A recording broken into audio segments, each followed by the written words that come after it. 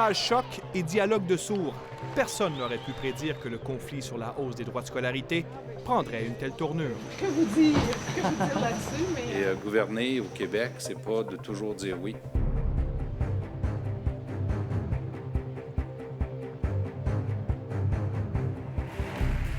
« 17 mars 2011, jour de budget.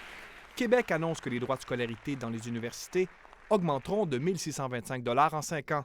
J'annonce donc qu'à l'automne 2012 et à chacune des 4 années suivantes, les droits annuels de scolarité augmenteront de 325 $. Une première grande manifestation a lieu au centre-ville de Montréal au mois de novembre 2011. La ministre de l'Éducation ne s'en émeut pas. Depuis 40 ans au Québec, lorsqu'il est question des droits de scolarité, on le sait que ça suscite ce genre de réaction. Les étudiants annoncent leur couleur. Nous allons continuer le combat, nous allons le mener jusqu'au bout. Le 13 février 2012, soit près d'un an après l'annonce de l'augmentation des droits de scolarité, les premiers mandats de grève générale et limitée sont votés dans les universités. Plus de 10 000 étudiants abandonnent les bancs d'école. Donc nous, ce qu'on demande, c'est vraiment d'arrêter la hausse des frais de scolarité. Québec reste de marbre. Notre politique, elle est fondée sur un principe d'équité qui fait que chacun paye sa juste part. 3 jours plus tard, un premier cégep d'Ébray, le cégep du Vieux-Montréal. Des étudiants se barricadent dans l'institution. Une quarantaine de personnes sont arrêtées. On a comme perdu le contrôle de ces assemblées générales-là. Tu as des groupes qui venaient de l'extérieur du cégep. Les manifestations se multiplient. On bloque notamment l'accès au pont Jacques-Cartier en pleine heure de pointe. Et le ton monte. Lors d'affrontements entre policiers et manifestants devant le siège social de l'Auto-Québec, un étudiant est grièvement blessé à l'œil.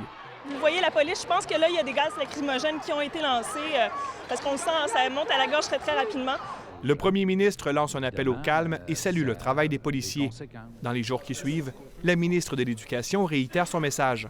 On savait qu'il y aurait ce type de réaction ou ce type de mobilisation, mais ça n'empêche pas un gouvernement de prendre la bonne décision, la décision nécessaire, une décision juste, raisonnable.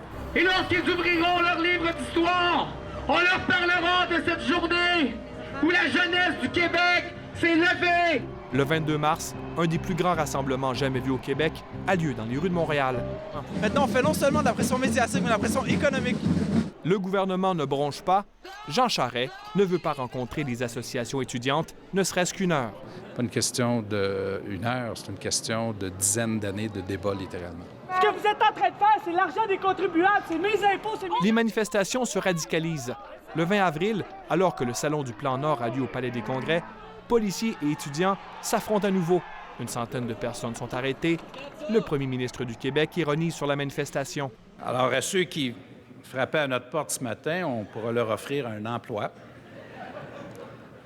dans le Nord autant que possible. Soir après soir, on manifeste dans les rues. Puis, surprise, le gouvernement invite les associations étudiantes à une rencontre. Depuis très longtemps qu'on veut se mettre à la table. Enfin, nous y sommes. Parce qu'on les a épargnés, là, mais... Alors, bonjour, mesdames et messieurs. Le 27 avril, le premier ministre propose d'étaler la hausse des droits de scolarité sur 7 ans au lieu de 5 et de bonifier l'aide financière. Insuffisant, répondent les étudiants. C'est pas une offre qui répond aux demandes des associations étudiantes qui sont en grève. Après le rejet de la première offre, une manifestation vire à l'émeute à Victoriaville, où le Parti libéral tient son conseil général. Pendant près de 3 heures, casseurs et policiers se lancent des projectiles. 3 étudiants sont grièvement blessés, dont un qui perdra l'usage d'un œil. Un policier tabassé par des manifestants s'en sort légèrement blessé. Le lendemain de ces affrontements violents, une entente de principe est conclue. Après près de 20 heures de discussion. Le gouvernement accepte de créer un conseil provisoire pour revoir la gestion des universités. Les économies réalisées serviront à réduire les frais afférents des étudiants. Mais de part et d'autre, on interprète différemment l'entente. Il peut y avoir des gains pour les étudiants. Ils sont pas garantis, ils sont encore à chiffrer. Et c'est un discours qui est très électoraliste et malheureusement, ça le dépleut énormément d'étudiants. L'entente est massivement rejetée.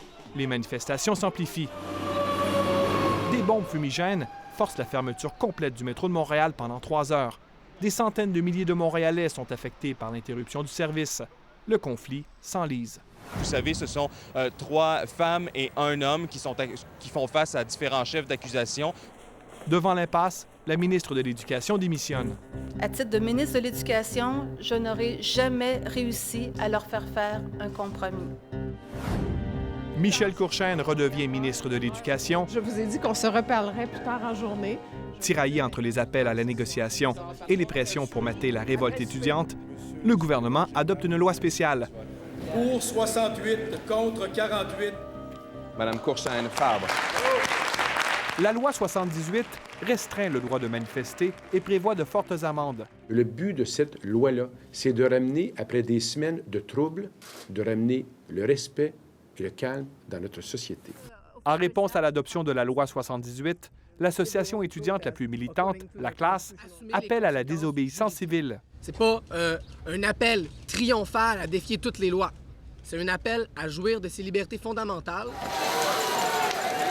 La mobilisation citoyenne continue. Certaines manifestations nocturnes mènent à l'arrestation de centaines de personnes.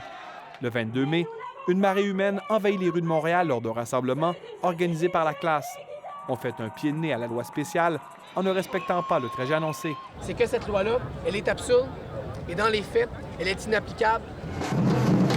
Manifestations, négociations et lois spéciales, le conflit entre le gouvernement et les étudiants est devenu un véritable feuilleton dont personne ne connaît la fin.